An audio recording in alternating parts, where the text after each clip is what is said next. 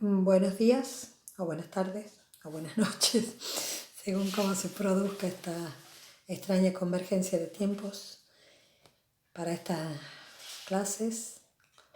Yo soy la doctora Ruth Ramasco y estoy a cargo de la materia de Historia de la Filosofía Medieval, y muchos de ustedes con los que ya nos hemos visto ya me conocen.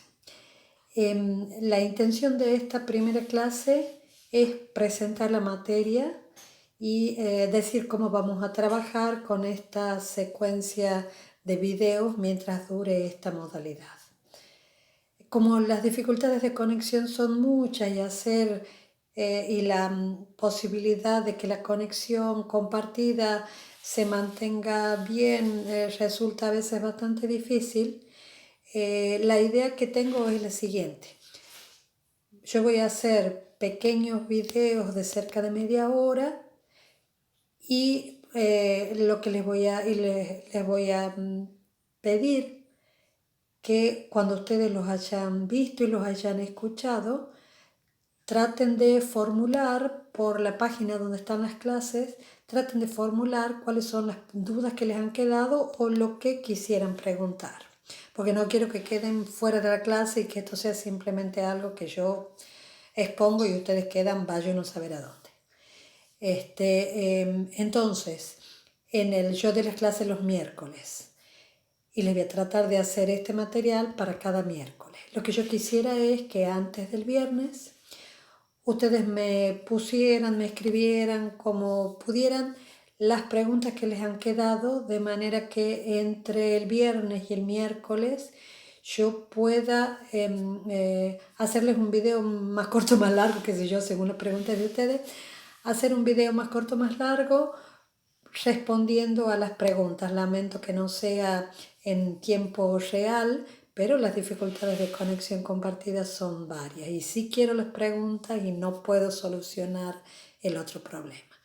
Entonces quedamos así. Yo para todos los miércoles ustedes van a tener un video de una clase. Hasta los viernes los espero con las preguntas. Y si hubiera preguntas hago otro pequeño video y se lo subo ese viernes, de manera que ustedes lo tengan antes de la próxima clase práctica, que es el lunes. Y después la clase teórica mía va a ser nuevamente el miércoles que viene. Eso primero como forma de trabajo de esto. Segundo, nosotros hemos puesto ya en la clase este material, el material de las condiciones de la regularidad, tal como creemos que pueden darse en los límites de esto. El programa, todavía nos falta agregar la bibliografía, el programa en los contenidos, nos falta agregar la bibliografía porque tenemos que ver qué es lo que podemos volverles accesible y cómo lo podemos manejar. Entonces estamos revisando la monografía que teníamos, toda la bibliografía que teníamos sobre el programa. Entonces lo que vamos a hacer ahora es conversar sobre lo que quiere decir esta tarea que vamos a empezar a hacer juntos. Según yo creo, y bueno, será muy discutible, pero así creo, según yo creo, la actividad de pensar no es una actividad que realicemos solos o aislados, aunque en estas épocas de pandemia nos parezcamos estar solos y muy aislados. En realidad no, porque cuando pensamos siempre dentro de un lenguaje y el lenguaje nos trae ya a su forma, a su modo, un inmenso mundo de pensamientos y de categorías que han sido acuñadas dentro de ese lenguaje. Y una inmensa historia oculta de traslaciones de un sentido al sentido que eso tiene en el otro idioma, de términos polivalentes de miles de maneras. O sea, el lenguaje tiene una historia escondida y cada vez que nosotros entramos y simplemente lo usamos, en realidad lo que hacemos es tomar una inmensa historia llena de flexiones, llena de variaciones, llenas de cuestiones y asumirla desde lo que nosotros logramos ver de eso, sentir de eso, asumir de eso. Por lo tanto, ese sería un primer elemento. Si pensamos y pensamos en el interior de un lenguaje, ese lenguaje es una historia viva de acontecimientos humanos, de pensamientos humanos, historia viva a la que nosotros tenemos acceso de alguna manera, viéndolo, sintiéndolo y de mil maneras que no son desconocidas. En segundo lugar, cuando nos abocamos a tratar de entender lo que otros han pensado, no es nuestra intención simplemente saber qué han pensado otros. Lo que intentamos es pensar junto con ellos. Por lo tanto, hacemos todo el esfuerzo de pensarlos, de entenderlos, de captar los problemas que se están planteando, los conflictos que están teniendo, el mundo en el que están viviendo. Hacemos todo eso simplemente para poder hacernos cargo de qué querrá decir pensar junto a estos seres humanos que viven tan a distancia de nosotros y que sin embargo se han cruzado con nosotros en esta situación tan particular como es un currículum universitario. Eso es lo segundo. Y lo tercero es que cuando pensamos siempre reinterpretando todo desde el mundo en el que vivimos, desde el mundo en que somos. Por lo tanto, ninguna pregunta podemos considerar que queda cerrada o clausurada en el mundo en el que ha sido formulado, porque a ese mundo en el que ha sido formulado no le era presente todavía el eco de nuestra mirada, el eco de nuestra circunstancia particular, el eco de nuestros dolores, de nuestras angustias. Eso no le era presente. Entonces, capaz que lo que alguien ha pensado en un determinado momento y lo ha expresado bajo las categorías que contaba para expresarlo, capaz que eso, cuando entra en otras situaciones, es capaz de tener otras interlocuciones, de ser auscultado de otras maneras. Por ende, yo creo que nunca sabemos en realidad quiénes son o quiénes serán nuestros interlocutores reales. Y que vale la pena que el pensamiento tenga interlocutores, porque pensar solo dentro de lo que cada uno está meditando o sintiendo, de lo más hondo o lo más superficial de la experiencia que creemos particular, pensar solos en realidad no es pensar solos. No solo pensamos junto a otros, no solo pensamos en un lenguaje, que es una inmensa experiencia compartida de humanidad, sino que también pensamos en un momento dado de la historia que habla en nosotros, que habla con nosotros, que habla contra nosotros y que se encuentra con otros en el momento mismo en que abrimos un texto y decimos, ¿qué querrá decir esto? Esas son las primeras consideraciones que quisiera hacer. No me interesa, no nos interesa. Simplemente que alguien abra un texto de medieval y trate de captar qué ha dicho. Creemos que el captar qué ha dicho significa pensarlo para entenderlo, adquirir todas las herramientas para entenderlo, pero además de eso, de pensar para entenderlo, esa especie de acto tan de uno que uno hace, que es tomar decisiones frente a lo que uno está escuchando, está leyendo, está pensando. Ese tomar decisiones a favor, en contra, con ganas de rechazarlo, con ganas de tenerlo, con ganas de lo que sea, ese tomar decisiones forma parte del acto vivo del pensamiento. Esos serían los presupuestos generales, muy, muy generales, para pensar que esto que nosotros estamos intentando hacer en estas extrañas y diferentes condiciones es pensar junto con los pensadores del medioevo y que los pensadores del medioevo de alguna manera sean interlocutores de nuestro momento tal como es. En segundo lugar, lo que queremos plantear es que venimos pensando, porque nosotros con la doctora Ale cambiamos el programa cada 2 años o a veces cada 3, pero generalmente cada 2. Veníamos pensando en trabajar el tema de la belleza y hemos buscado autores, textos, temas, cómo, qué, por qué, esas cosas que uno hace cuando está pensando en un programa.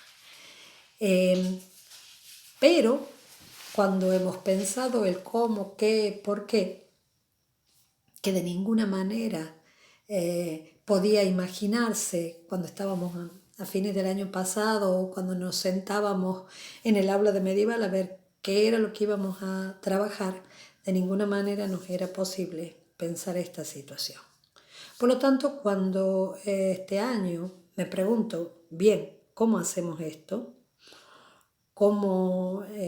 ¿Qué podemos reformular cuando ya no podemos cambiar absolutamente todo porque hay que buscar los textos, buscar los autores, buscar todo? No, eso no. Cuando he pensado qué podíamos formular o cómo podíamos reformular esto, he pensado que el eje bajo el cual iba a sesgar la materia era el eje de belleza, mundo y trascendencia. Nuestra intención inicial era plantear el tema de la belleza, del itinerario de la belleza en el medioevo. Pero me parecía que este momento, que de mil maneras nos está haciendo sentir la presencia de una totalidad, que de mil maneras nos está haciendo tener que incorporarnos los unos a los otros, debido a esta situación tal como se está dando, entonces la enfermedad del otro queda incorporada a mi cuerpo, la enfermedad que se realiza a miles de kilómetros de distancia queda formando parte en virtud de los viajes de lo que tenemos que enfrentar como unidad sociopolítica. Eso de ver las extrañas figuras o espectáculos de la naturaleza en este momento y que nuestra conciencia ecológica vuelva a preguntarse qué hacemos, qué hemos hecho, qué podemos hacer. Era un momento quizás para volver a preguntarse sobre el todo, sobre el mundo. No he querido sacar el tema de la belleza, quizás porque la belleza y el arte me son particularmente cercanos, pero sí pensaba que podíamos considerar esto del todo y de si podíamos seguir hablando o preguntándonos sobre la belleza del todo y si podíamos preguntarnos si existía en este todo alguna posibilidad de hacer algún paso que buscara si algo trasciende el todo. Bueno, hemos decidido hacer el sesgo de todo el programa desde ahí.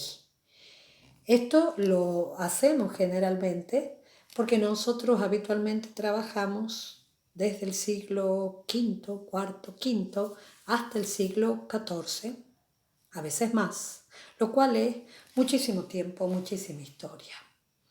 Y muchísimo tiempo, muchísima historia, se supone simplemente que hay algunas cosas que podemos verlo y que hay un montón de cosas que no podemos ver.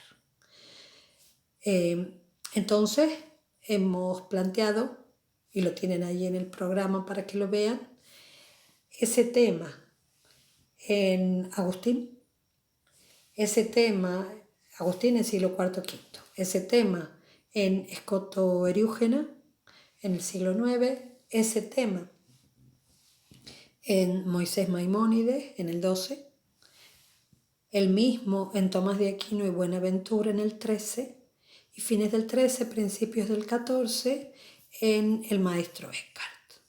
En cada uno hemos tratado de ver cosas diferentes, modalidades diferentes, y nuestra intención es, como lo intentamos siempre, nuestra intención es, a través de todos los autores, por un lado, trabajar con los textos, es decir, leer los textos medievales. Por otro lado, tratar de plantearnos un problema que asume toda la filosofía medieval, Y ese problema es el de ver cómo se ha producido la continuidad y la ruptura con los procesos que se han dado en la antigüedad y en el surgimiento y la continuidad de la filosofía antigua. ¿Por qué? Porque en realidad cuando nosotros tomamos medieval, tomamos generalmente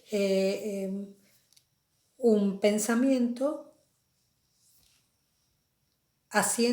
teniendo en cuenta que quizás hemos terminado viendo Platón, Aristóteles, quizás más, y que tenemos siglos de diferencia entre el momento en que hemos dejado el mundo antiguo y el momento en que retomamos este mundo de la antigüedad tardía, tal como es Agustín, y el momento medieval que le sigue. Y que en esa experiencia de ese tiempo, de esos siglos, han pasado cosas muy, muy grandes. Y si han pasado cosas muy grandes y acontecimientos sociopolíticos y culturales de muchísima envergadura y de muchísima importancia, quiere decir, hemos pasado de la estructura de la polis a la estructura del Imperio Romano, y después de que hemos pasado a eso, pasando por supuesto en el medio por toda la inmensa experiencia de Alejandro Magno. Ustedes miren lo que tenemos, la polis, Alejandro Magno, el Imperio Romano. Y cuando nosotros tomamos Agustín de Hipona, el Imperio Romano, por muy convencional que sea la formulación histórica, pero el Imperio Romano está cayendo, bueno, no podríamos pensar que tamaño proceso histórico es un proceso frente al cual el pensamiento filosófico ha sido como una especie de pensamiento encapsulado que ha corrido por alguna línea que va, qué sé yo, más allá, más acá del tiempo, por abajo en algún submarino, en un avión, y no ha tenido nada que ver con ese proceso. No, de ninguna manera. De ninguna manera, porque si nosotros lo que queremos es encontrar en el medioevo el pensamiento griego o antiguo tal como se ha dado, no vamos a entender qué ha pasado. Por lo tanto, para el medioevo es muy importante pensar, para entender cada uno de los autores, qué procesos de transmisión tiene o ha tenido estos textos antiguos que tiene en la mano, desde dónde los está entendiendo, qué está produciendo con eso, qué está resignificando. No podríamos entender, por ejemplo, Escoto Erígena en el siglo IX sin entender que todo el pensamiento está formando parte de un inmenso proceso de construcción del imperio carolingio y que en base a eso cada pensamiento cumple distintas funciones. ¿Sí?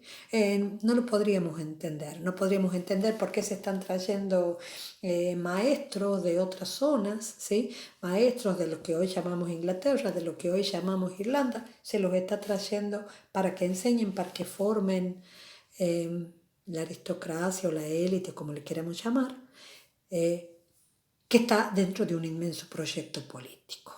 Por lo tanto, cuando nosotros estudiamos el medioevo, no es que simplemente seguimos en el mismo ómnibus en el que nos hemos subido y bueno, ha llegado esa parada, hemos terminado lo antiguo y estamos empezando la antigüedad tardía y después el mundo medieval, sino que nos encontramos con un pensamiento sobre el cual tenemos que entender sus procesos de transmisión y sus procesos de ruptura para comprender qué están asumiendo, qué están dejando, qué están tomando, de qué se trata ese pensamiento nuevo que se está formando. Y eso sí quiero que lo tengamos presente.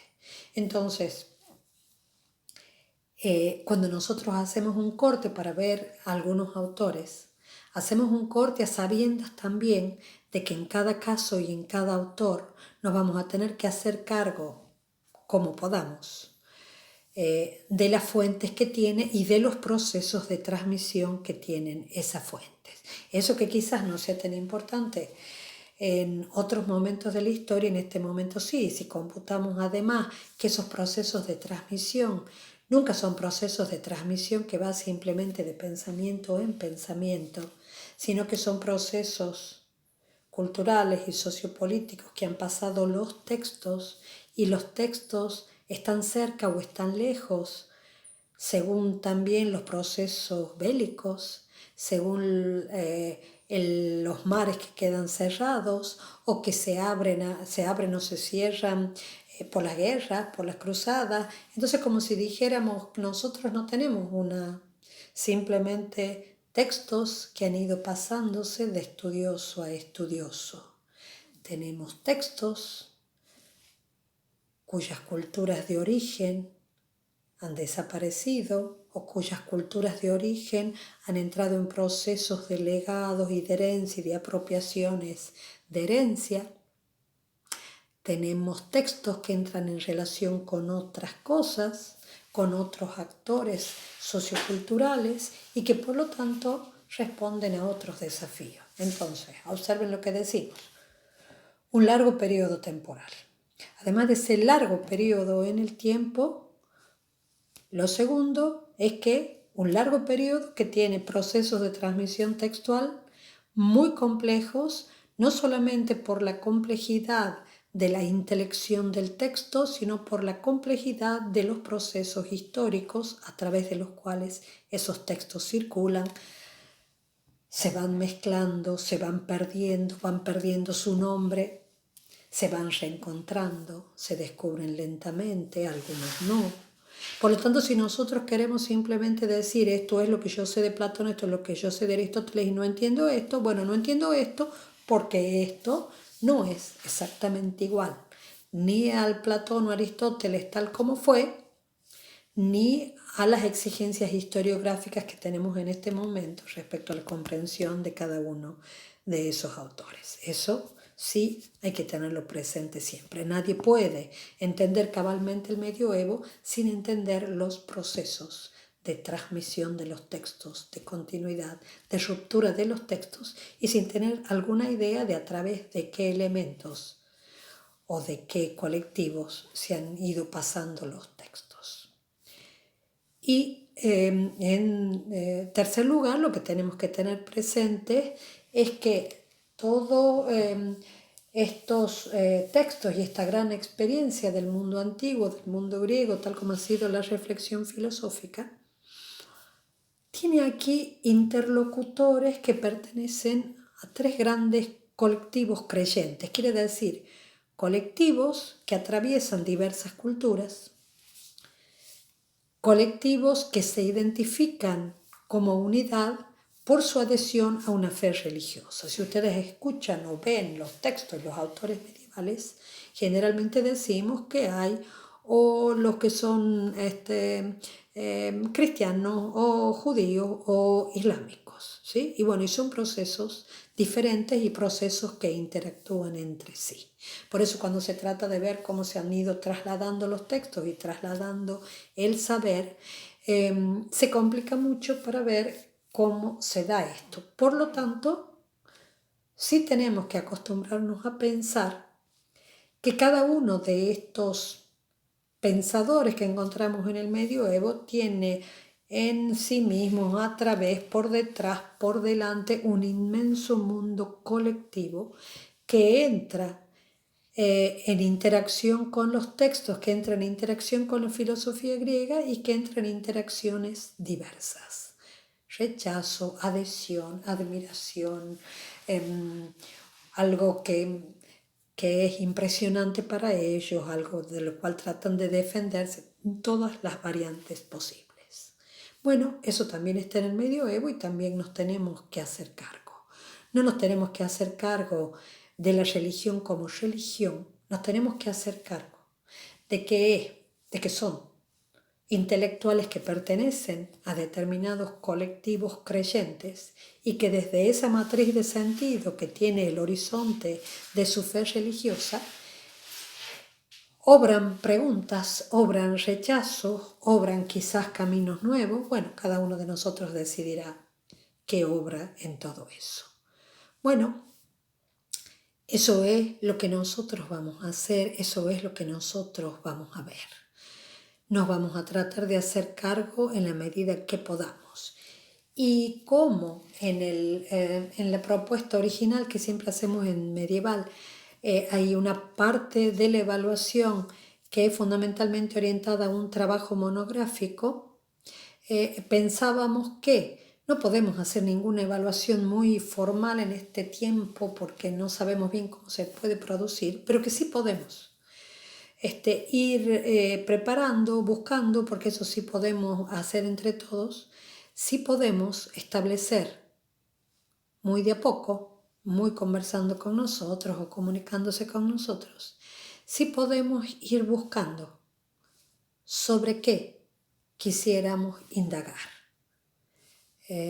Eso sí podemos ir buscando inicialmente, para dejar para después, para cuando nos encontremos, otro tipo de evaluaciones. Y si no, ya veremos cómo, ¿sí? Bueno, esa es nuestra intención. Eso es lo que pensamos que es posible hacer.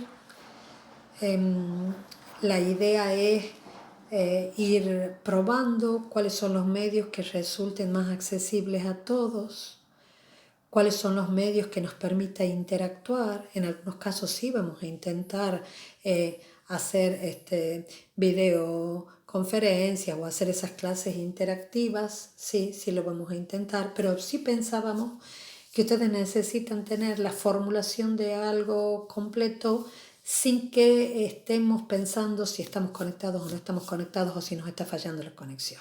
Por lo tanto, por eso lo hemos elegido en este medio más sencillo, más público, sin pretender nada en especial, ¿no?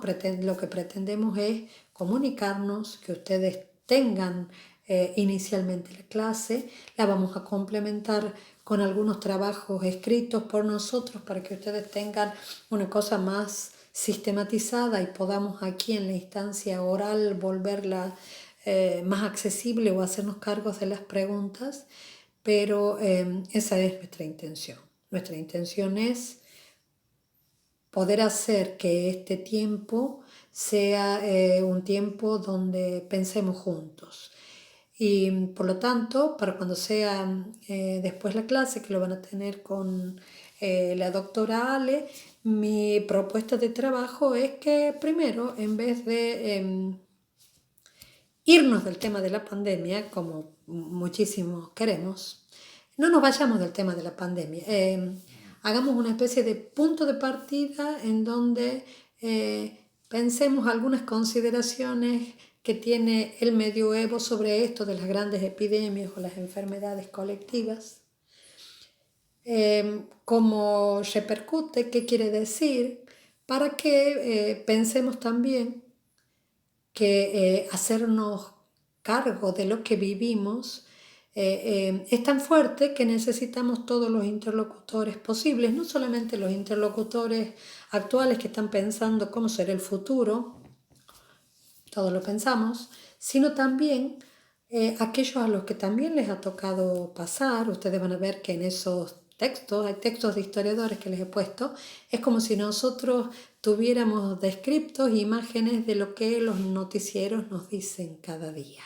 Y eso es impresionante. Ahí hay un texto dentro del libro de Legov que les he facilitado, que no es un filósofo, es un historiador, pero que vale para abrir.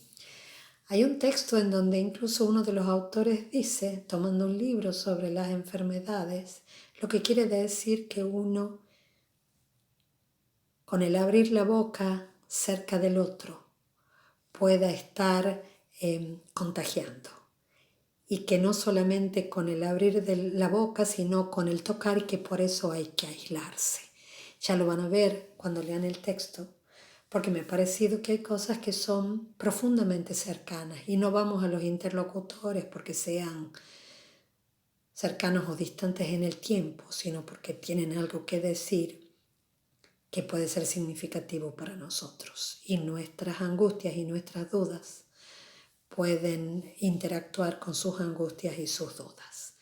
Bueno, esto era todo por el momento. Después voy a hacer ya los videos absolutamente más académicos para que podamos ir haciendo las exposiciones más teóricas y puedan tener con la doctora Ale la interacción más propia de las prácticas. Bueno, espero sus preguntas. Me alegra que estemos en contacto, aunque sea así. Bueno, no es una mala forma, es un buen modo. Es lo de ahora. Los saludo y espero que nos veamos pronto. Hasta luego.